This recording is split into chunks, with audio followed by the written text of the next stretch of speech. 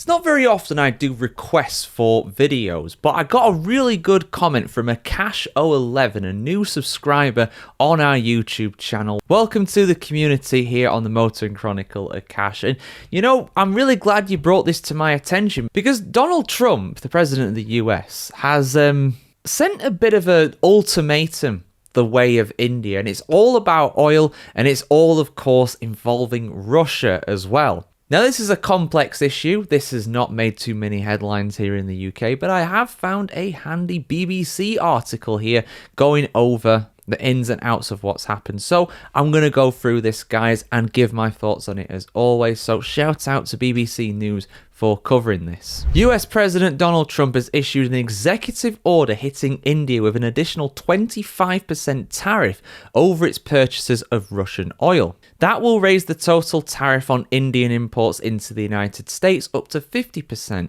among the highest rates imposed by the United States. The new rate will come into effect in 21 days, so by the 27th of August, according to the executive order. A response from India's foreign ministry on Wednesday said that Delhi had already made it clear what its stance is on imports from Russia and reiterated that the tariff is unfair, unjustified, and unreasonable. It is therefore extremely unfortunate that the US should choose to impose additional tariffs on India for actions that several other countries are also taking in their own national interests, the statement read.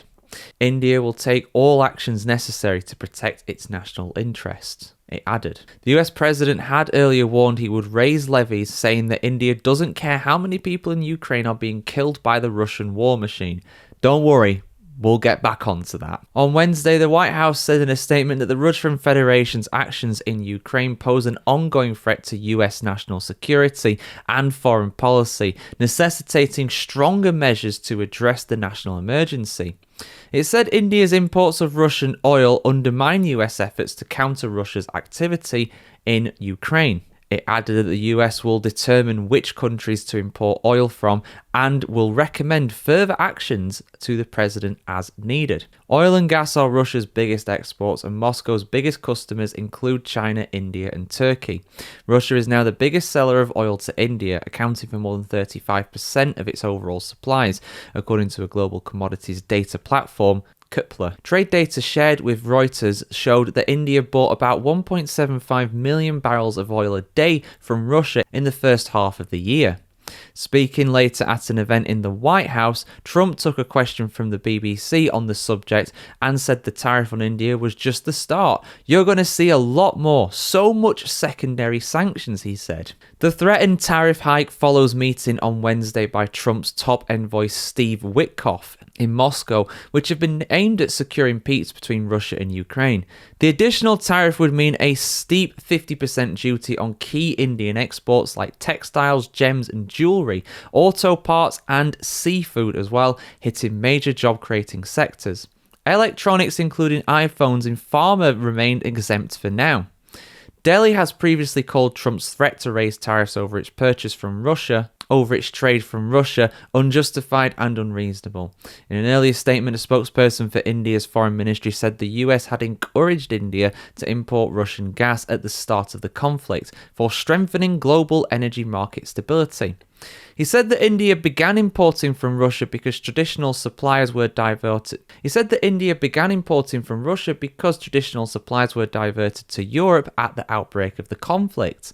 The latest threatened tariff demonstrates Trump's willingness to impose sanctions related to the war in Ukraine, even against nations that the US considers to be important allies or trading partners. This could be a warning that other countries could feel a real bite if Trump ramps up those kinds of sanctions once Friday's deadline passes, when the US president has threatened new sanctions on Russia and to place 100% tariffs on countries that purchase its oil. This would not be the first time that Trump's administration has imposed secondary tariffs, which are also in place to punish buyers of Venezuelan oil as well. India has previously criticised the US, its leading trading partner, for introducing the levies, when the US itself is doing trade with Russia. Last year, the US traded goods worth an estimated $3.5 billion with Russia. despite tough sanctions and tariffs. Trump and Indian Prime Minister Narendra Modi have in the past referred to each other as friends during Trump's first term, attending political rallies in each other's countries as well. But that has not stopped Trump from hitting India with levies, suggesting diverging interests between New Delhi and Washington. The Federation of India Exports Organizations has called the decision to impose additional tariffs extremely shocking, adding that it will hit 55% of India's exports to America.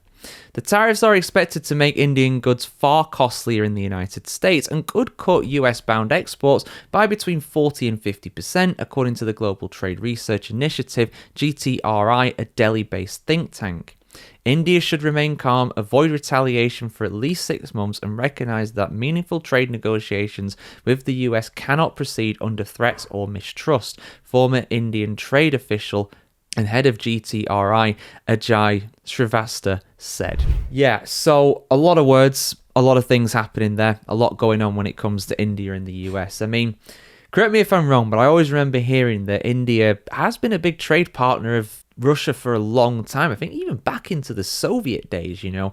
Of course, let's not get into politics too much over this, but historically, of course, India and China, and to this day, India and China are big rivals. Of course, the Soviet Union and the Chinese, after the Sino-Soviet split in 1953, I think it was, even though they were both communist nations at the time, they very much diverged in terms of their philosophy when it came about how to actually implement all that. So they were rivals for a long time, and because of that, the Soviet Union, India, and to this day, of course, Russia and India are still trade partners. I mean, they're not a million miles away from each other, obviously. India's kind of underneath Russia, so it's, you know, it kind of makes sense in a sense when it comes to that. Because of Russia's massive natural resources, including oil, of course, you know, that is something that is needed to feed effectively the Indian population, which is the most populous in the world now. 1.4 billion people live in India now. They've overtaken China in terms of their population. Did that a couple of years ago, if I'm not mistaken. So yeah, it's a big threat from Trump. It really, really is. We'll have to see if India responds, whether they will do what that think tank says and not respond for 6 months, but also not buckle under the pressure, because yeah, the US, according to those figures and those facts on there, they are doing trade with Russia. So what right do they have to go telling India what to do and what not to do? Some people will say it's hypocritical. Some people will judge India for getting that Russian oil and indirectly, of course, contributing to the Russian war effort in Ukraine. You can understand both sides of the argument in a sense. But guys, what do you think? I mean, this is a car channel normally. We